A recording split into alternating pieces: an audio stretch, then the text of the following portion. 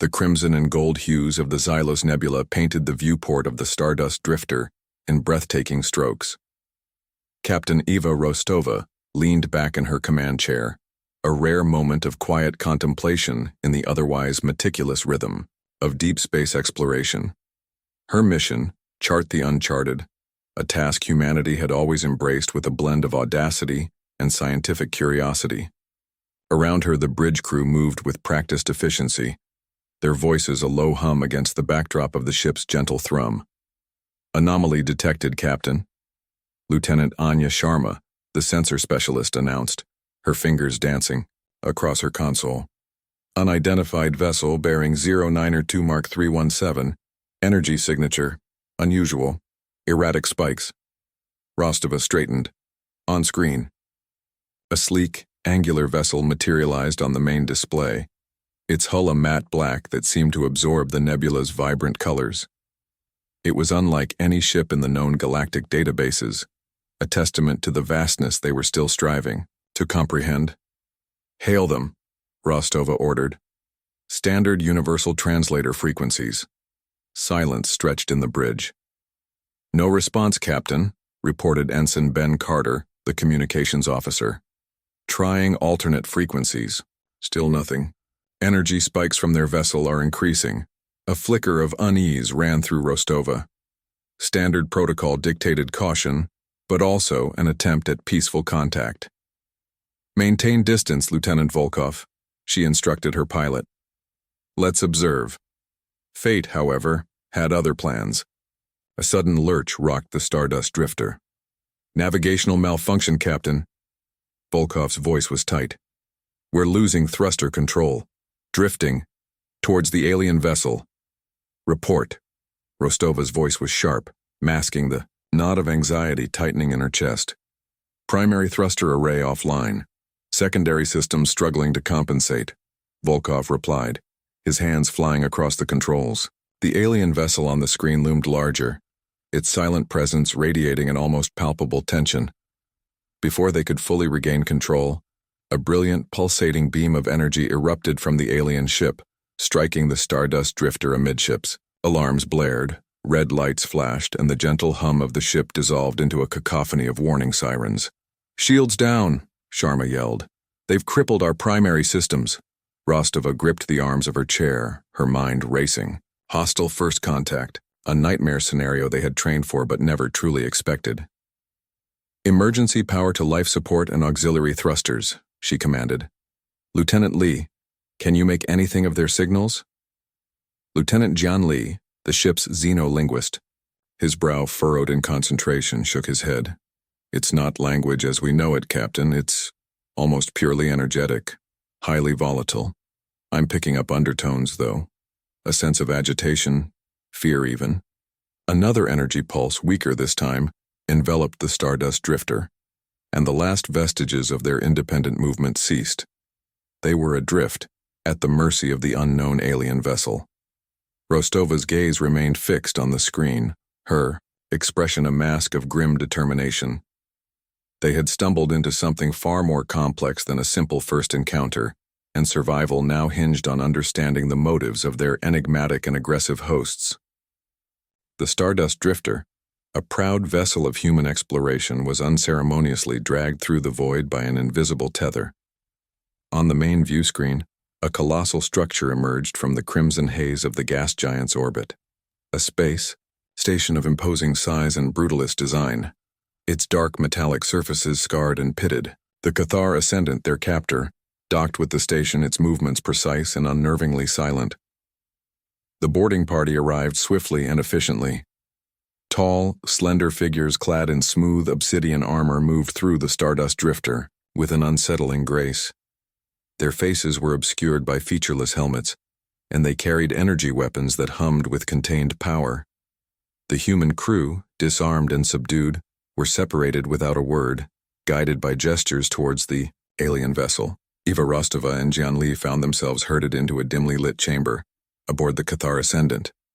The walls pulsed with a soft internal luminescence, casting long, distorted shadows. The air was thick with a strange, metallic scent. Before them stood two of the armored figures, their attention focused on glowing panels that displayed intricate patterns of light. Suddenly, beams of energy, different from the disabling pulses, emanated from the panels, washing over Rostova and Li.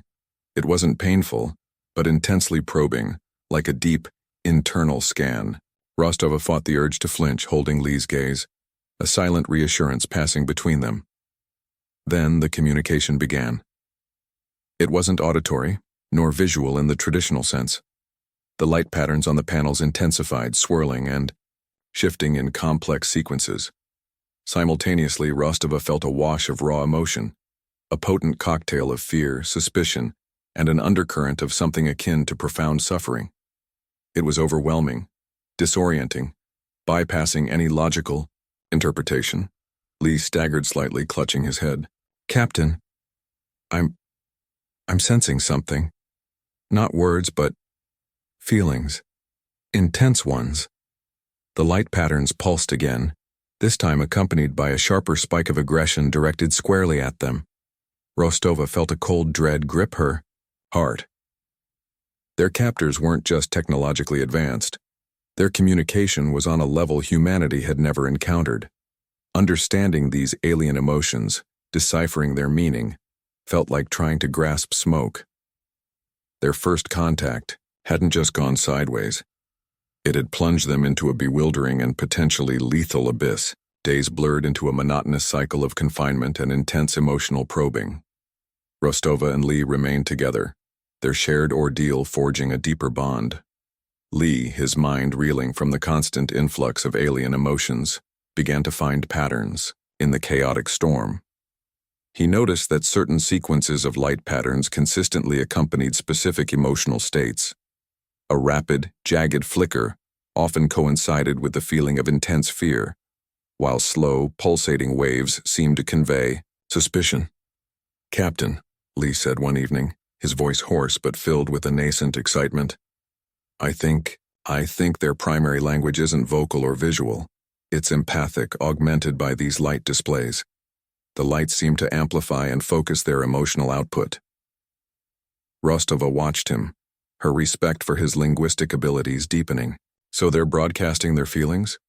"More than broadcasting, Captain. It feels direct, almost invasive. But it also means we might be able to communicate back if we can learn to control our own emotional signals." Their observations of the Kryll, as they had begun to mentally label their captors, revealed a rigid and hierarchical society. The armored guards they occasionally saw exhibited a chilling emotional neutrality, while the Kryll who conducted the scans often radiated anxiety and a palpable fear of their own emotions. They witnessed a disturbing incident where a younger Kryll, whose light patterns flickered with what seemed like sympathy towards the human captives, was swiftly and harshly disciplined by an older, more austere Kryll. The emotional backlash directed at the sympathetic individual was a wave of icy disapproval and fear. "They're afraid of emotion, Captain," Li murmured, his face troubled. "Deeply afraid." Rostova nodded, a grim understanding dawning. Their aggressive first contact, their continued scrutiny, it all seemed rooted in this profound fear. But fear of what? And how could humanity, a species defined by its complex and often volatile emotions, hope to bridge this fundamental divide? The task ahead felt monumental, but the survival of her crew, and perhaps more, depended on unraveling the mysteries of the Kryll's emotional language and the source of their pervasive dread. Days turned into weeks. Li, fueled by a relentless determination, made significant progress in deciphering the Kryll's empathic language. He meticulously cataloged the correlations between light patterns and emotional states, building a rudimentary lexicon of their feelings. He learned that the Kryll called themselves the Viridian Conquered, and the officers who interrogated them belonged to a caste known as the Sentinels. Finally, through a painstaking process of observation and deduction, Li pieced together a fragmented narrative from the Kryll's emotional projections. Centuries ago, a devastating psychic plague had swept through their civilization, leaving untold suffering and death. The Kryll believed that strong emotions, particularly those originating from external sources, had been the vector for this catastrophe. As a result, their society had become rigidly controlled. with all expressions of strong emotion suppressed and viewed as a potential contagion. Their initial attack on the Stardust Drifter had been a preemptive measure, their long-range sensors, misinterpreting the complex tapestry of human emotions as a resurgence of the dreaded plague. Li relayed this chilling history to Rostova, his voice hushed. "Captain, they're not inherently malicious, they're terrified. Their aggression stems from a deep-seated trauma."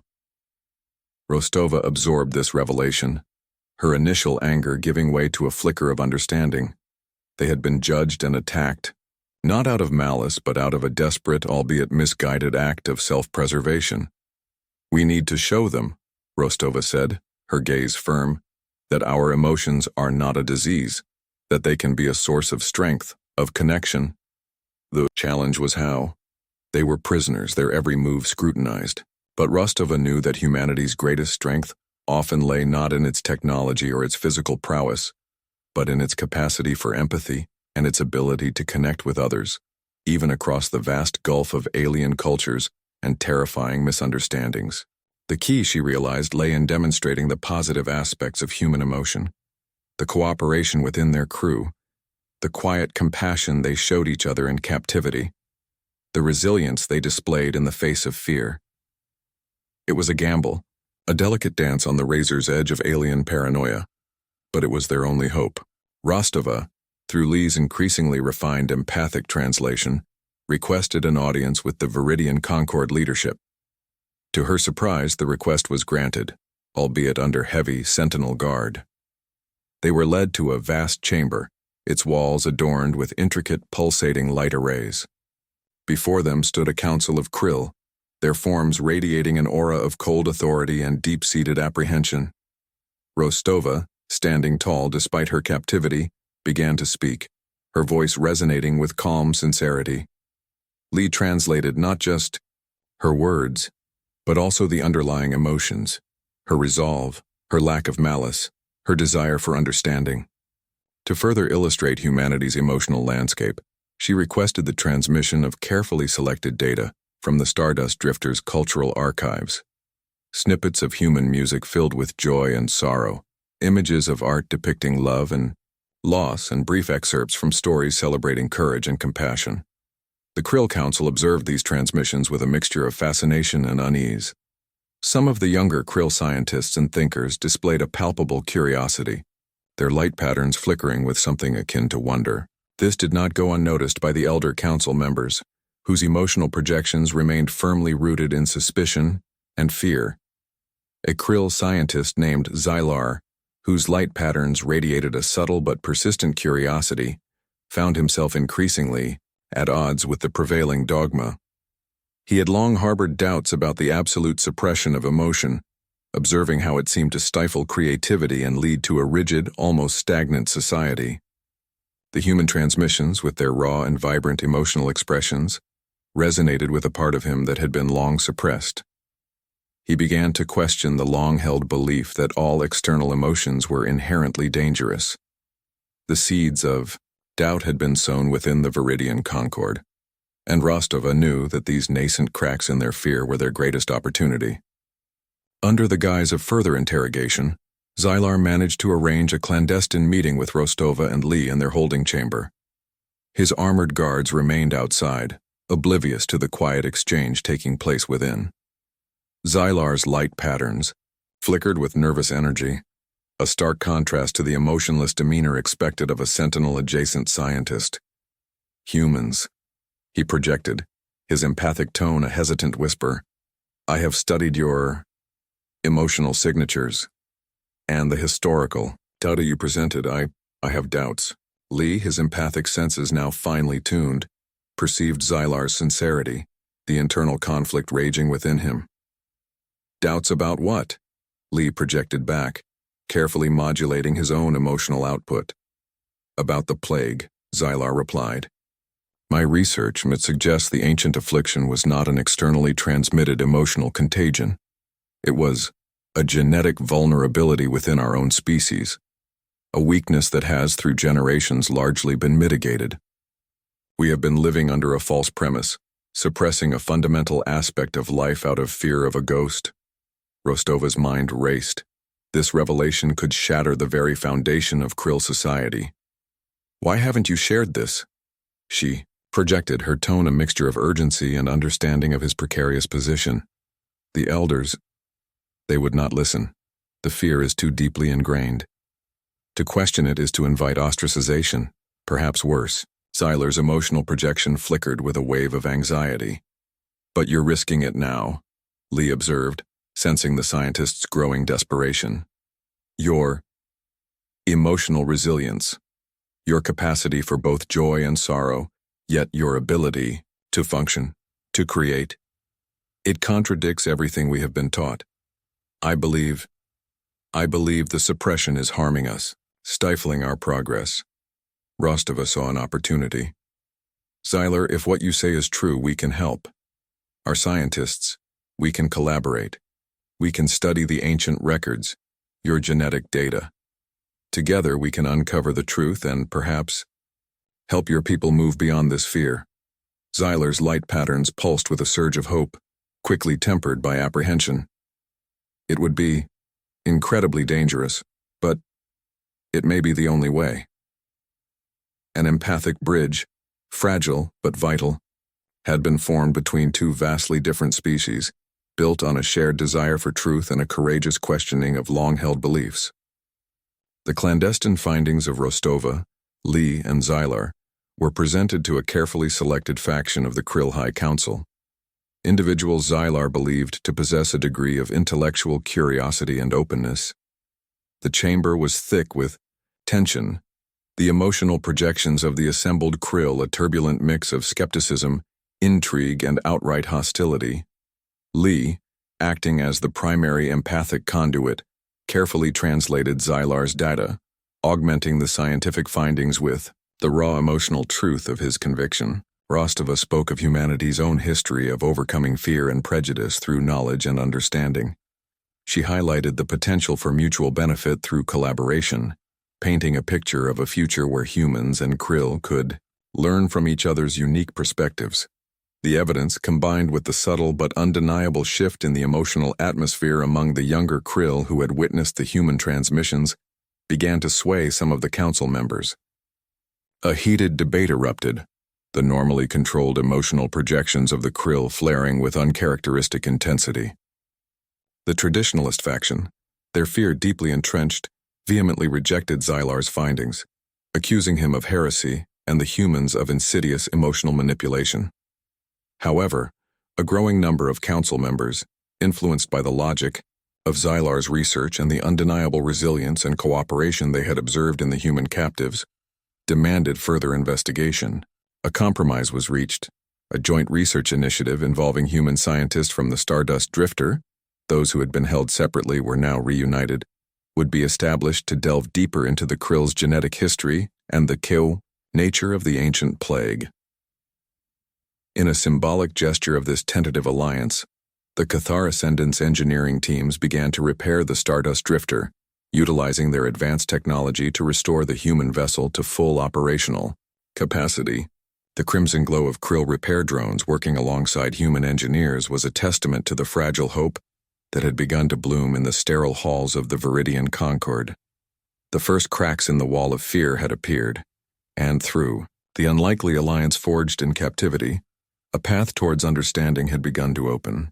The joint human-Kryll research teams worked tirelessly, their collaboration a fascinating blend of human ingenuity and Kryll analytical precision. Rostova's science officer, Dr. Anya Sharma, and Zylar became key figures in the investigation, their initial skepticism giving way to mutual respect and a shared pursuit of knowledge. The data they uncovered definitively supported Zylar's hypothesis. The ancient psychic plague was indeed the result of a specific genetic vulnerability within the Kryll, a vulnerability that had significantly diminished over generations. External emotions posed no greater threat than internal ones. The findings were presented to the entire Kryll High Council. The emotional atmosphere in the chamber was palpable, a mixture of trepidation, disbelief, and a dawning sense of liberation. The weight of centuries of fear began to lift, replaced by a cautious optimism. While the ingrained societal norms wouldn't vanish overnight, a fundamental shift had begun. younger Kryll, emboldened by the scientific evidence and the positive interactions they had witnessed, started to explore emotional expression with tentative curiosity. The rigid control of the Sentinels began to subtly loosen. The Stardust Drifter, now fully repaired and carrying several Kryll scientists, including a hopeful Xyler as honored guests prepared for departure. Their mission of exploration had taken an unexpected and perilous detour, leading not to conflict, but to a profound act of interspecies understanding. Standing on the bridge, watching the Kryll space station recede into the distance, Rostova exchanged a quiet look with Lee. The empathic bridge they had forged, initially out of desperation, had blossomed into a pathway towards a more open and interconnected galaxy.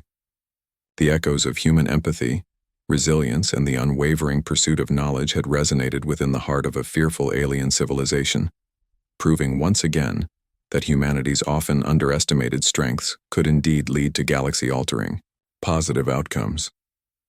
Their first contact had gone terribly sideways, but in the end it had gone remarkably, unexpectedly right.